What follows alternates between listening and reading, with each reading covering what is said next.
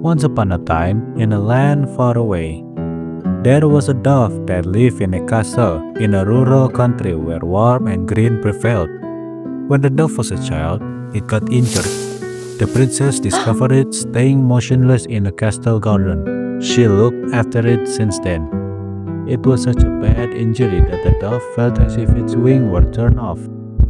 The pain was all over its body, and it could do nothing but to lay itself on a leaf bed.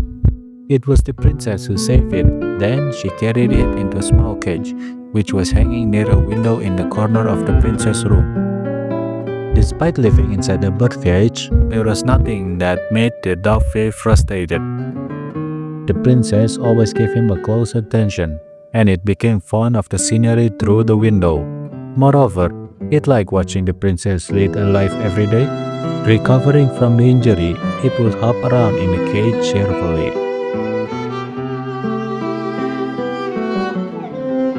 The dove was so happy with the day it lived there, and it hoped that such day would last forever. But one day, things began to change. The princess, who was always in a good shape and made it a habit to visit the dove many times a day, did not show up one day. She did not come to feed it on that day. On the following day, early in the morning, the dove saw many noblemen gather around the princess. They all had an anxious look on their face. It seemed that the princess had an illness.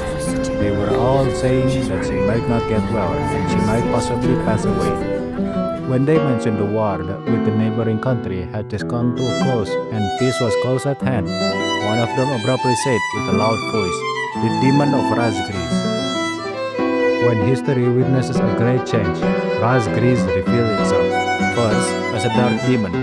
As a demon, it uses its power to rain death upon the land, and then it dies. However, after a period of slumber, 𝒍𝒂𝒛𝒊𝒏𝒆𝒔𝒔 returned. Only the demon of 𝒍𝒂𝒛𝒊𝒏𝒆𝒔𝒔 can bring about an illness like this to her. The more the dove remembered the princess' complexion of the previous day, the more it thought about how seriously the men around her bed were talking, the more anxious it felt. At this rate, the princess might be gone. She might not wake up to come and see me anymore. Those sad feelings lingering on its mind. While worrying and reminiscing, the dove vaguely remembered the word it heard from its mother, who passed away when the dove was still a chick. That somewhere in this world, there is a great tree that bears magical fruit that can cure any injury or sickness. That it exists, even further away, from the steep rocky mountain where no human can ever reach. If I had the magic fruit, I can definitely save the princess, as long as I can go and get it.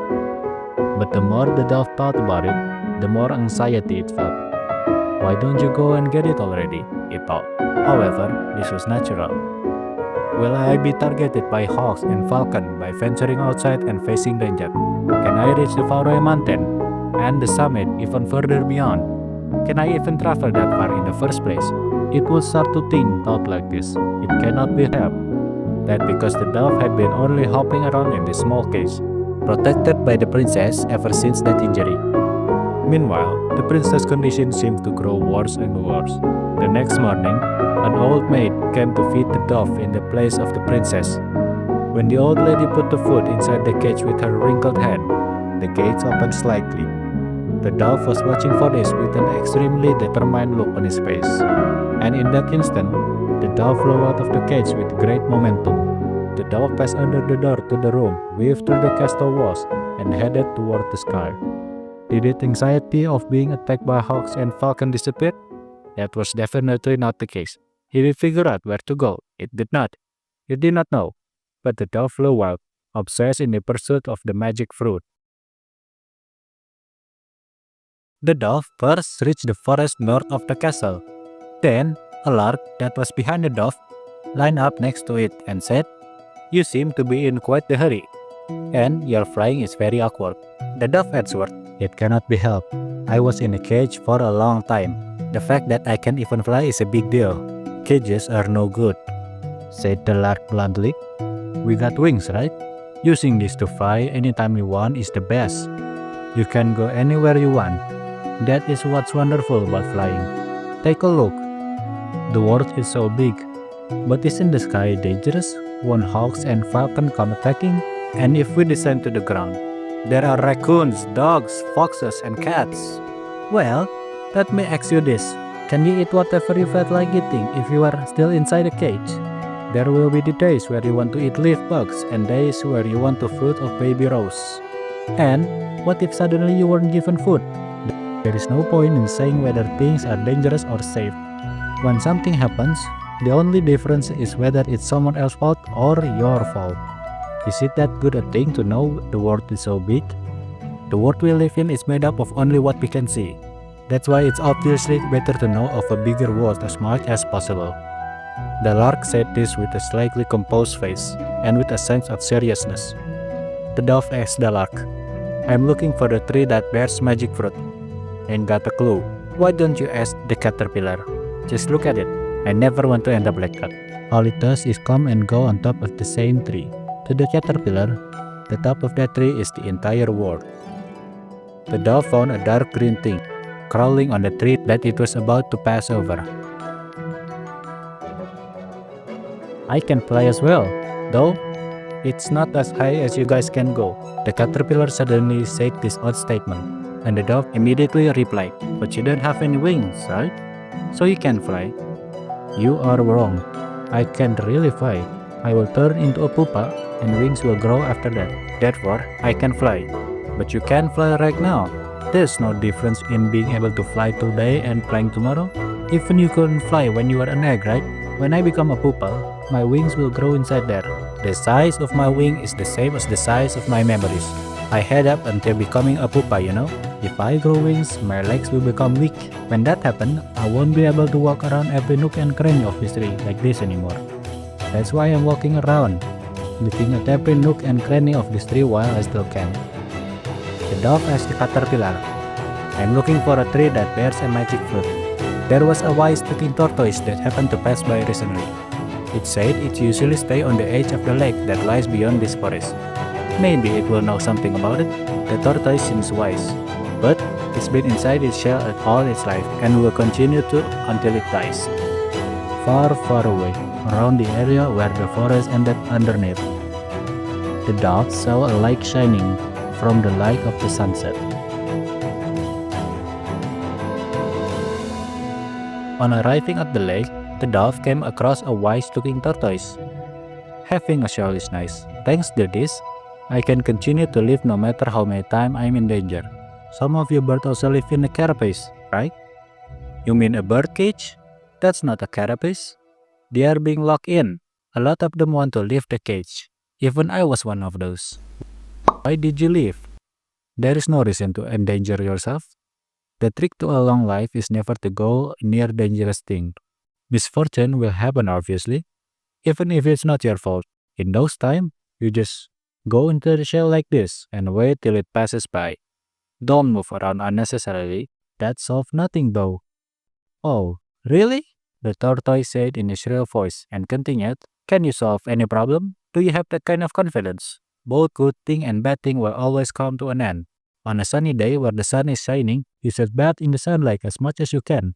In the winter so cold that your tears freeze, you endure it with the strength you had stored up to that point, until the day the sun shining again.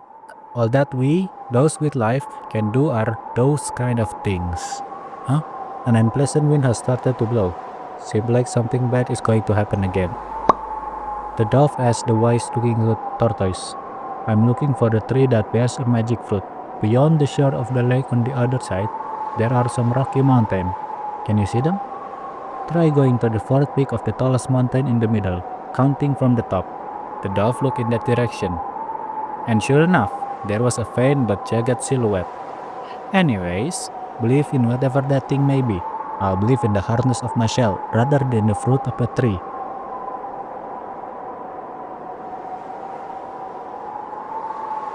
Right as the dove finally reached the rocky mountain, the old tree started to murmuring to itself. "An ominous wind is blowing. It's revealing itself at last. I might not make it this time around. The demon of 𝒍𝒂𝒛𝒊𝒏𝒆𝒔𝒔? Is it the hero this time? What is that?" asked the dove casually. When history witnessed a great change, 𝒍𝒂𝒛𝒊𝒏𝒆𝒔𝒔 revealed itself, first as a dark demon, The old tree started talking about the same thing the dove heard before at the castle. As a demon, it uses its power to rain death upon the land, and then it dies. However, after a period of slumber, 𝒍𝒂𝒛𝒊𝒏𝒆𝒔𝒔 returned, this time as a great hero. Hero? Demon? What does it do? When I first saw it, I was but a thin sapling, with only a few branches. It was time where humans fought each other frequently. It caused a storm that raged for 70 days, and kept raining large hailstones. Plants were damaged, and there was nothing to eat for humans and animals. This land then became desolate. Things were alive, died one after another. My friends, animals with 4 legs, humans, even your kind as well. After taking all kind of life from this land, 𝒍𝒂𝒛𝒊𝒏𝒆𝒔𝒔 itself, of all things, died. Before long, this area became a bare mountain. So, it was an evil being? No. The old tree tilted its neck as if it wasn't sure, exhaled, took a deep breath, and continued. There is a second part to the story. After a considerable amount of time, after the land was ruined, a lone traveler came to this land. He cured those suffering from illness, resurrected the rotten land, brought the scattered humans together, and built villages and towns. The river were refilled, and eventually wheat started to sprout, and thus the land flourished once again. When the land began to breathe again, the traveler decided to leave the country. It's been said that when departing, the traveler told the sad villager this: I am 𝒍𝒂𝒛𝒊𝒏𝒆𝒔𝒔. The dove finally informed the old tree, I am looking for the tree that bears a magic fruit. Alright, it's an important fruit that I only have a very small amount of, but I'll share one of them. By the way, do you know why this is called a magic tree fruit? The dove remained silent, gazing at the old tree. This can become a medicine, but also a poison. On the contrary, it could just be a regular fruit or a rock. What do you mean? It's magic, because it turns into whatever the one has it believe it to be. The dove looked towards the direction of the castle, but it couldn't be seen, even in the farthest hill. The winds are finally picking up. Be careful on your journey. The dove clutched the fruit firmly with its beak, thanked and bid farewell to the old tree, and left the rocky mountain. The winds became increasingly stronger, and the dove found itself in a storm mixed with hail.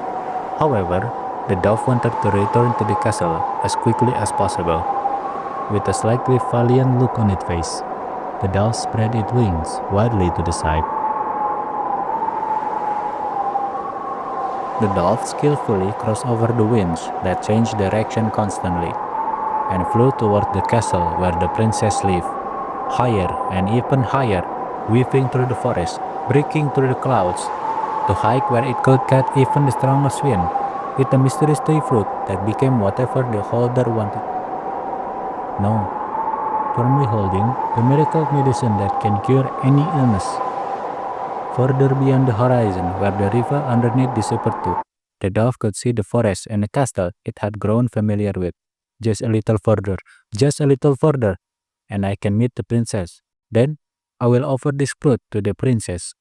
If that happens, I can enjoy that wonderful life again.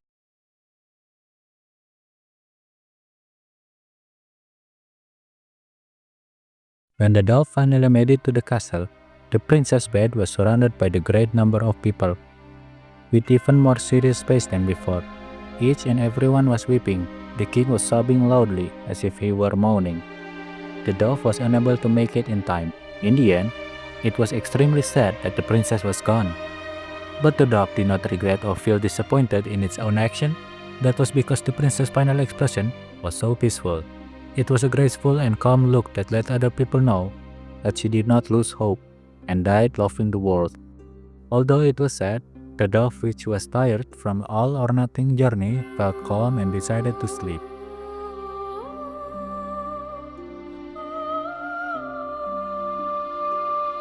The next morning, the old maid that entered the room found the body of a dove next to the princess. The maid twisted a wrinkled face in surprise and said in a loud voice, "Oh my! Is this the princess dove? That's strange. It was injured since it came here and could not use its wing. There is no way those battered wings would have allowed it to fly. But how was it able to venture out and come back again?" This young thing, how strange. The old maid decided to plant the fresh fruit of the Orient poplar that the dead dove was still carefully holding in its beak in the garden, just below the window of the princess' room. In time, it grew to big and thick tree with a lot of branches. It is said that from the top of that tree, the princess' room and her birthplace can be clearly and closely seen. This is a tiny miracle that parent birds have taught their baby atop the tree of Orient poplar.